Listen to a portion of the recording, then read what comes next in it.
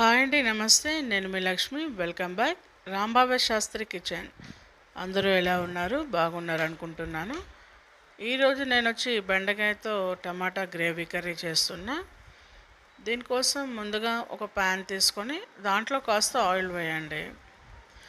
Oil వేడెక్కాక ఒక 4-5 టమాటాలన్నింటినీ కూడా చిన్న చిన్న ముక్కలుగా కట్ చేసి ప్యాన్లో వేయండి.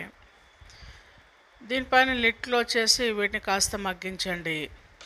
మీరు ఏ గ్రేవీ కర్రీ చేసినా సరే ఈ టమాటా, ఆనియన్స్ అలాంటివన్నీ మగ్గించి గ్రైండ్ చేస్తే దాని టేస్ట్ అనేది బాగుంటుంది. వీటిని ఒక మిక్సీ జార్లోకి తీసుకొని కాస్త చల్లారాక ఫైన్ పేస్ట్ కింద తయారు చేసి పెట్టండి. ఇక్కడ మనకి టమాటా ప్యూరీ రెడీ అవుతుంది.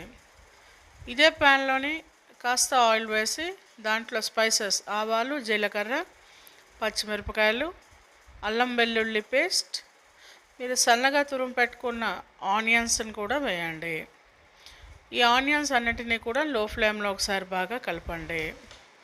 ఇవి కాస్త మగ్గినాక మనం కట్ చేసుకున్న ఈ బెండకాయ ముక్కల్ని కూడా దీంట్లో వేయండి.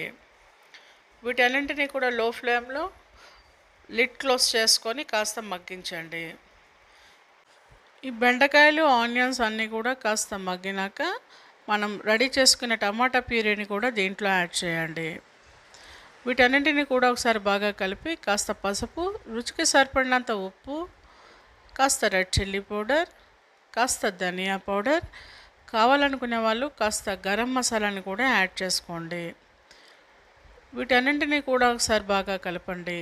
అవసరమైతే కాస్త వాటర్ని కూడా యాడ్ చేయండి.